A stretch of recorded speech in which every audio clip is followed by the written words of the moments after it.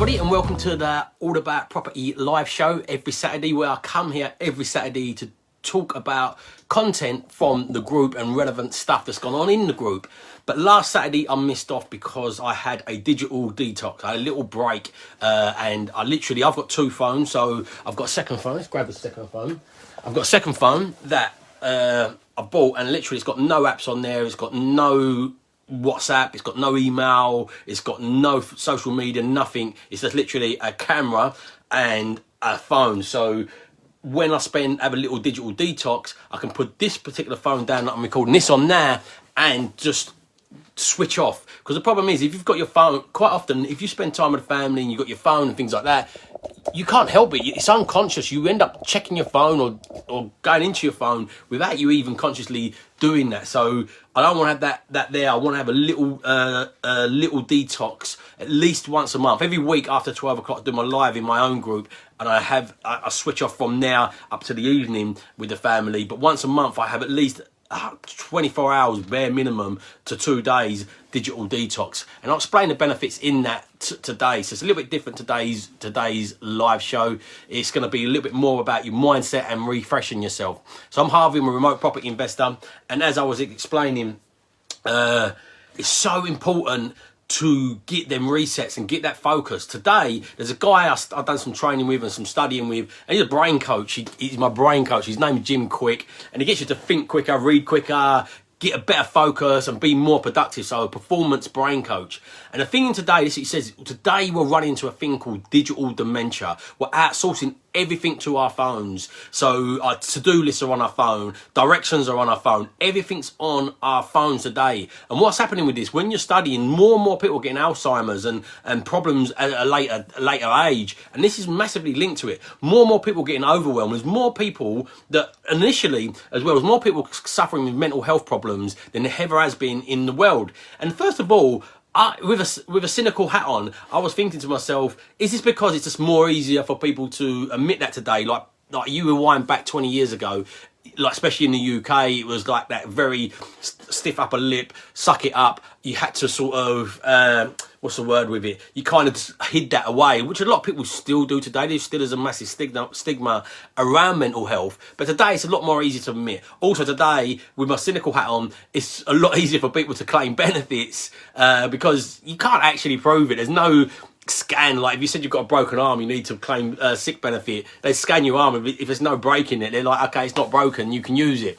Where with mental health, a lot of people, not a lot, but some people abuse this and play the system. So I was a little bit cynical with that. But the true point, the point that made me realise the numbers are truly going up is because the level of deaths and self-harming has gone up. You don't self-harm yourself, you don't commit suicide.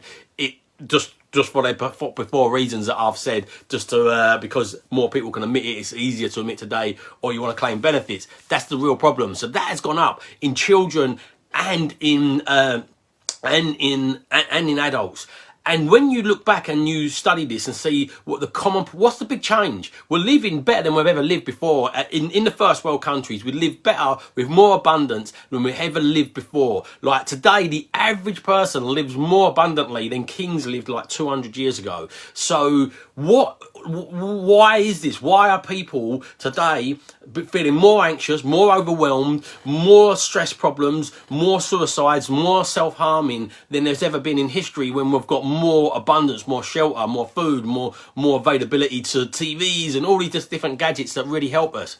And if you look at the two major shifts and changes since this has been going up, these statistics have been going up, as being dietary things and like screen time, devices and things like this. And I'm not going to talk about the diet side. I'll touch on that a little bit, but like you've got to look the convenience of food. Like today, even from like when I was a kid, 30 years ago, when I was a 10-year-old, 35 years ago, when I was a 5-year-old, like food wasn't as abundant. We was in a bit of a poorer family anyway, but food wasn't abundant. Today, if you're hungry, at 11 o'clock at night, you go Uber Eats, swipe, boom, you got food on your doorstep. And this is crap food as well. And the convenience food, like, I remember the first TV meals that come out, you could put it into an oven or a microwave. We didn't have a microwave back then because my family couldn't afford one.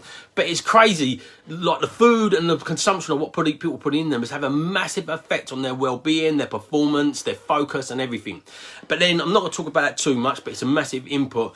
But again, the biggest thing, and I feel the biggest challenge we're getting today, is these things. They're so addictive. Even though I know the psychology behind it, I still find myself prey of the results of it. You know, when you see a little like, when you see an engagement, that releases endorphins in your brain, exactly the same as it does when you're spinning fruit machine and you're all three of the lines coming together. It releases the same sort of chemicals in our brains. So they're designed, and there's neuroscientists designing these apps and softwares and social media platforms to get you addicted, for you to come back, because they're just bidding for your attention. But while they're bidding for your attention is going down. So the average attention span used to be, I think, about 14 seconds. It's now about 6 or 7 seconds, which is terrible, you know, like, and when you ask, when you ask, you're not going to actually ask them, but when they was asked, Bill Gates and Warren Buffett, always in the top 5 of the 2 richest men in the world, what they attribute towards their success, both of them say their ability to focus. Today we are training, our mind's like an algorithm. It's just trained in. If you do something repetitively, it gets trained, it gets used to it. So we are training ourselves for distraction and just for distraction and for being reactional. And that's not a good space for our mind to be. So this is why I have a digital detox at least once a month. So when was it? 2014, 2015.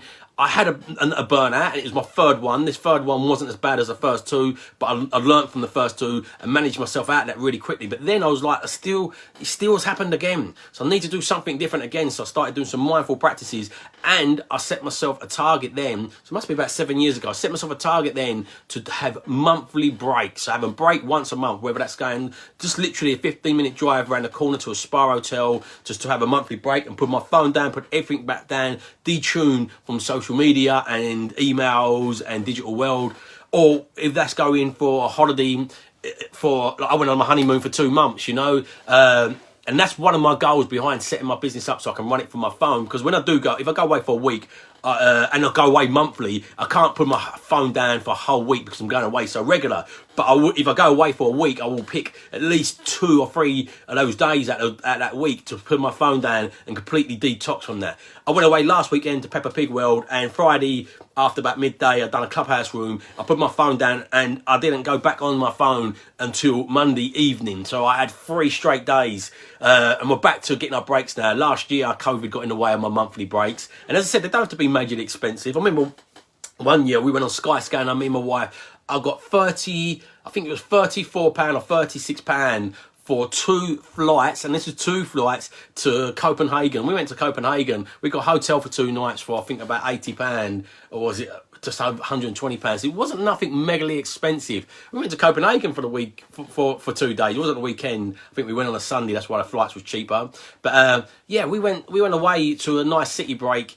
For not a lot of money, you know, so you don't have to be expensive things, although if you can afford a lavish break, it is great. But I really encourage people to schedule in some time off once a month, even if it's just indoors, but putting your phone down once a month where you just completely detox from it. It does your focus loads, it does your brain loads, it lets your brain recover and repair and get loads of focus. As I said, we're just tuning it into just distraction at the moment. Again, another advice I'd give is the first hour and the last hour of the day, put your phone down. Don't be train your brain to be reactional. When your brain's being reactional, it's releasing like stress hormone or adrenaline chemicals, which is not good. Your brain shouldn't be releasing them chemicals all the time. What you need is a balance of it. You need to have them stresses every now and again. You have to have them reactional things every now and again. You then have to bring it down. And the challenge and the trouble in the world today is most people don't even know that now because they're so trained their brain into that's their new normal. So they're waking up, they're looking at email, looking at Instagram, they're looking on Facebook, they're reading WhatsApp, and they're just seeing these things, and they're becoming reactional straight away. And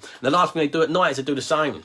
So I'm really going to encourage everybody to have little detoxes, a monthly detox and weekly. So for me, as I said, from 12 o'clock I do a live in my property group where I do a live training, and from 12 o'clock onwards I put the phone down, I pick up my second phone, which is just a camera. I like to have my phone with me because actually a camera pick up my second phone, and that's it. I just have family time and just reset my brain. Such a big tool. So many burnouts in property, in entrepreneurship in general, not just property, in entrepreneurship in general. And a massive thing behind it is we're just feeding our brain with too much. We're not giving it time to rest and recover. And rest and recovery is so, so important. So that's my little thing for this week. It's a little bit different. Please put in the comments, do you do this? How many of you are guilty of, like, picking up your phone first thing in the morning and looking at it last thing at night? How many of you actually detox from it and get away from it? It's harder than you believe as well. Even though I know it, you put your phone down, you're like, oh, you're kind of itching. And that's why I've got a different phone, because unconsciously you'll be picking it up. But who does anything like this? Who wants to do anything like this? If you do want to do anything like this and you want some tips and more deeper advice around that, reach out to us, DM me, and I'll give you some